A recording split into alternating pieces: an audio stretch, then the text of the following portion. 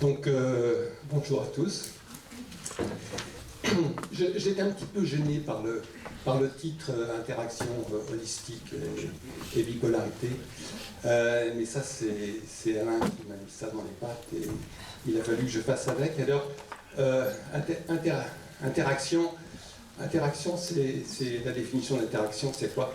C'est une réaction réciproque de deux phénomènes l'un sur l'autre. Et holistique, c'est la globalité. De prendre un individu dans sa globalité, c'est un tout. Donc c'est un petit peu compliqué d'allier les deux. Mais on va faire comme si. Pour définir ce qu'est holistique, le terme holistique, c'est un néologisme qui a été introduit au début du XXe siècle, et c'est une prise en charge globale de l'individu. Prise en charge globale. La personne, le patient, est pris en charge comme une personne et non comme un malade, comme une maladie. Ça, c'est un élément qui est hyper important pour bien définir le terme holistique. Et le plus bel exemple de médecine holistique, c'est la médecine ayurvédique, qui est une médecine très ancienne, qui remonte à plusieurs millénaires, et qui a été quand même réintroduite en Inde récemment, suite d'ailleurs à la création d'un ministère du yoga depuis 2014. Et cette médecine est intéressante parce qu'elle est basée bien sûr sur la prévention et le maintien d'un état de santé. Et à ce niveau, on se dit qu'un bon médecin, c'est celui qui n'a pas de malade. Et on retrouve à peu près ce même principe dans la médecine traditionnelle chinoise.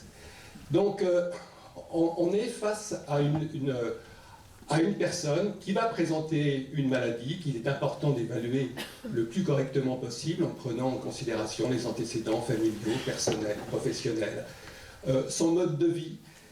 Et c'est une approche qui tient compte, bien sûr, des règles d'hygiène de vie et en particulier aussi des approches spirituelles, yoga et méditation.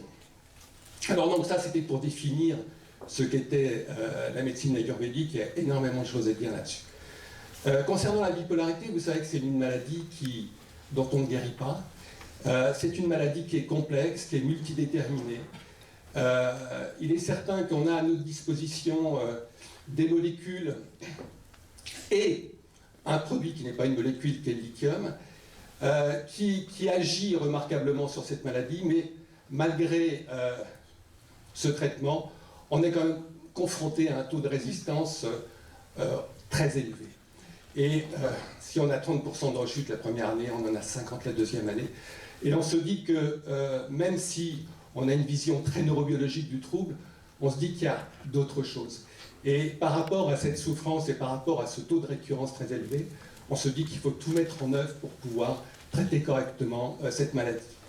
Donc de pouvoir identifier les cibles, et les cibles, ce n'est pas uniquement les récurrences maniaques et dépressives, c'est de pouvoir évaluer ce qu'est la personne, son hypersensibilité, son hyperréactivité au stress, sa difficulté à gérer les émotions, ses comorbidités qui sont archi fréquentes, et puis cette hyperréactivité à des carences de sommeil, aux cassures des rythmes, avec ces comorbidités, en particulier les troubles anxieux, et les addictions. Donc on se retrouve confronté à de multiples cibles et sincèrement je ne connais pas de médicament aujourd'hui qui peut agir sur l'ensemble de ces cibles. Peut-être le lithium un peu, parce que le lithium est un médicament qui produit, qui permet de prendre un peu plus de distance, et qui permet de réduire l'hypersensibilité des personnes, qui agit bien sûr sur les récurrences et qui va peut-être aussi est un synchroniseur,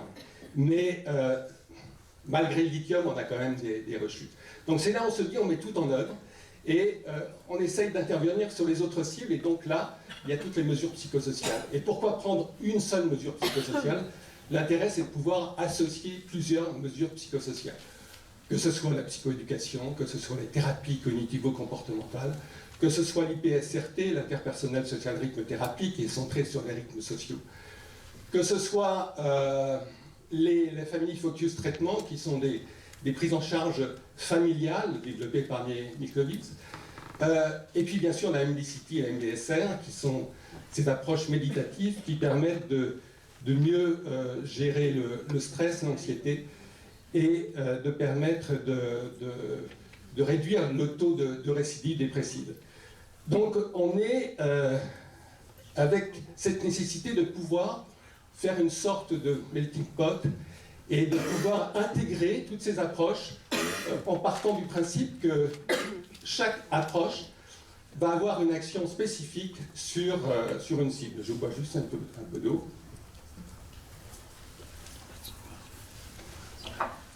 Et on aura des résultats, bien sûr, hyper intéressants. Donc, à ce niveau, on a essayé de construire un programme qui intègre la méditation, qui intègre la psychoéducation, bien sûr, quelques principes de base de la TCC, l'IPSRT. Et en prenant en considération la personne, c'est comme dans ces approches ayurvédiques, on ajuste en fait le programme en fonction du groupe, et je dirais que la personne est au centre du programme, et on va moduler en quelque sorte le programme en fonction de la composition du groupe. Un peu comme les ragas, où le joueur de raga va s'adapter aussi à l'environnement et aux auditeurs dans la salle. Et ça, c'est un élément qui est important.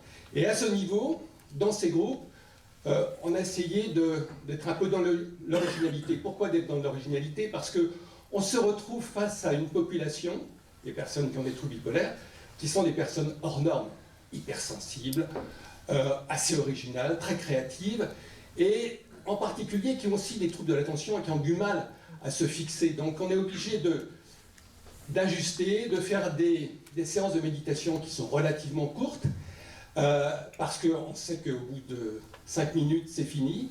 De prendre en considération aussi la souffrance de chacun, parce qu'il y a cette hyperréactivité émotionnelle, cette hypersensibilité qui fait qu'ils ressentent tout très intensément. Et puis, récemment, on a introduit les musiciens dans les groupes. Alors, ce qui était fabuleux, c'est de faire venir un sitariste.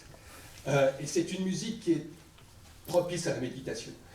La musique donc indienne est une musique qui est on croit de l'improvisation et pas du tout. En fait, c'est très structuré.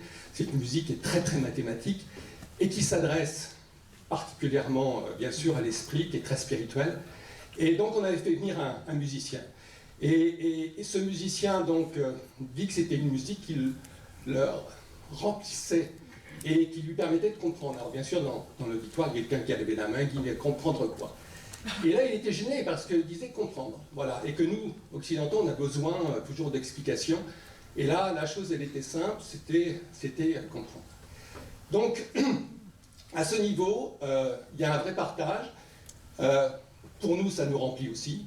Et c'est une démarche qui est un peu différente de celle que j'avais au début, dans les années 80, quand j'étais chez Doniker, et où je partais du principe que le trouble bipolaire était une maladie purement biologique et qu'il y avait un seul traitement, comme pour l'insuline pour le diabète, c'était le lithium.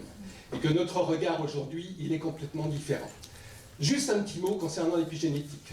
On en a presque parlé ce matin, et c'est hyper intéressant parce que dans l'épigénétique, ce qu'on sait aujourd'hui, c'est qu'il y a 5 éléments qui sont déterminants sur, je dirais, l'expression de certains gènes qui vont être protecteurs. C'est 1, le plaisir. Deuxièmement, c'est de faire attention à son alimentation. Le troisièmement, c'est l'activité physique. Le quatrième point, ce sont les liens sociaux, liens amicaux, liens familiaux. Et puis le cinquième point, c'est tout ce qui est mis en œuvre pour aller bien, que ce soit méditation, que ce soit relaxation, que ce soit le yoga. Et je dirais que ça donne un sens à notre pratique parce qu'on se dit que, au-delà de tout ce qu'on décrit par rapport à la neurobiologie, par rapport au contrôle de notre horloge biologique, on se dit que l'épigénétique donne véritablement un sens en se disant que, voilà, on devient en quelque sorte les gardiens de notre équilibre. Et c'est sûr que cette donne, elle est hyper importante parce que, voilà, on n'est pas dans des protocoles et on a des objectifs qui sont précis, et le principal objectif, c'est d'aller bien et d'être dans l'acceptation de ce qu'on est. Je vous remercie.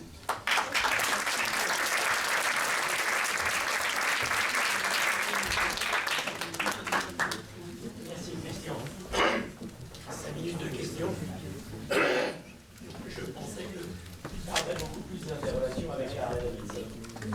C'est quand même à travers des voyages en Inde sur la Harley et toute cette évolution entre un étape de la biologie et du séminaire de technologie a évolué de la façon tellement fabuleuse que vous voyez là, et ça en moins de 30 d'années.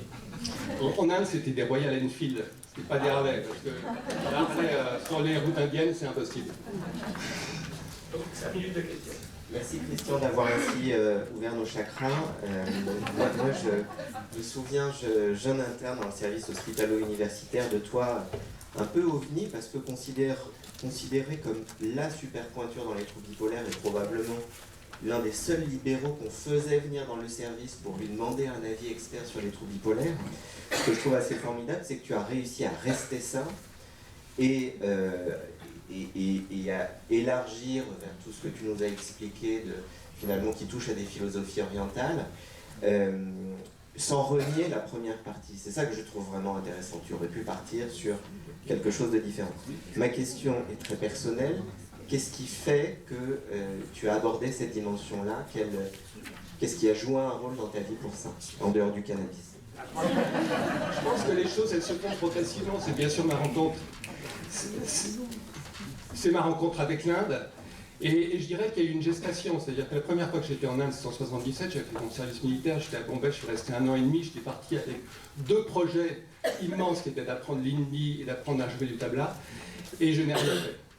Et donc, il a fallu 20 ans, 25 ans, 30 ans pour que je ressente en moi des choses qui germent par rapport à cette perception et surtout ce plaisir que je pouvais avoir à écouter de la musique ou même à voir des films. Et puis après, je me suis mis à apprendre à jouer du tabla et puis à apprendre à apprendre l'hindi.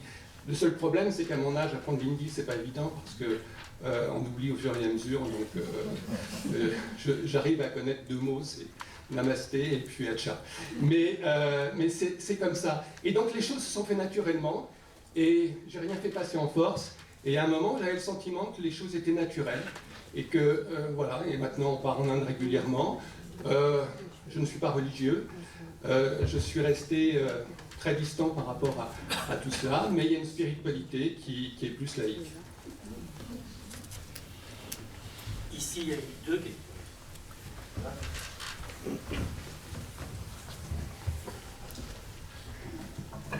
Oui, merci Christian.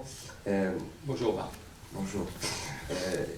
En fait, j'ai bien aimé ta remarque sur, finalement, c'est un petit peu une espèce de tension de parler d'interaction et d'approche holistique.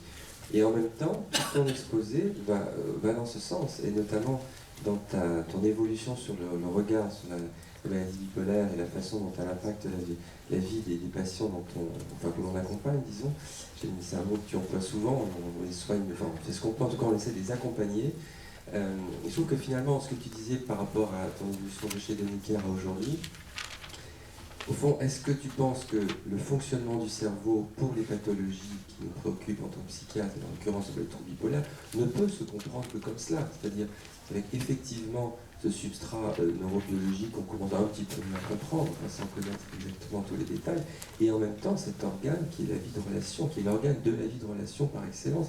Et c'est vrai que dans la maladie bipolaire, du fait de cette hypersensibilité, cette hyperactivité émotionnelle, c'est comme si c'était grossi ce modèle, c'est-à-dire que, alors c'est vrai aussi dans la dépression récurrente, mais bien plus encore, enfin je ne sais pas si tu serais d'accord avec ça, que dans la maladie bipolaire, ce serait comme une sorte de modèle de compréhension du fonctionnement du cerveau dans les pathologies psychiatriques comme étant effectivement l'organe de la vie de relation. Oui, tout à fait d'accord, Marc. En sachant qu'il n'y a pas un trouble bipolaire, et je pense que voilà, cette hypersensibilité qu'on retrouve, on la retrouve aussi chez d'autres personnes, qui sont les personnes qui ont des troubles borderline, qui ont des hauts potentiels intellectuels, mais on va retrouver certaines similitudes par rapport à une approche de la vie et par rapport surtout à cette grande perméabilité qu'ils peuvent avoir et qui les amène à tout ressentir intensément. Et là, c'est un élément bien sûr de fragilité par rapport aux situations de stress et la manière dont on vit le stress est important. Ça, c'est un détonateur. Mais tout ce que tu dis, je n'ai pas besoin de répondre, je suis d'accord avec toi. Bonjour, moi je suis interne en psychiatrie et ce qui m'a intéressé quand vous avez parlé de la musique, parce que je fais ma thèse sur la danse-thérapie et j'ai parlé des danses de trance. Et donc les caractéristiques de la musique dont vous avez parlé, qui permet la méditation, c'est quoi? Alors, donc le sitar qui ne met pas en transe. Quand je joue du tabla, je suis en transe, au bout de 20 minutes, une demi-heure. Mais c'est comme les chamanistes, vous voyez, c'est exactement pareil par rapport à une notion de vibration. Donc là, il y a quelque chose qui se passe, et les personnes, quand on joue du tabla dans les groupes, et parce qu'ils adhèrent complètement, parce que pour eux, c'est beaucoup plus facile de méditer dans ce contexte. Juste un petit mot, parce que c'était magique, mais là, ça n'a rien à voir avec l'exposé. C'est le fait que dans ce groupe, on avait un musicien violoncelliste qui a joué avec le sitariste, et là, c'était extraordinaire, parce qu'il n'avait jamais joué de sa vie avec un sitariste, et il y a eu une correspondance fabuleuse, et tout le monde a complètement Et maintenant, on adhéré. rajoute la cloche à la guitare.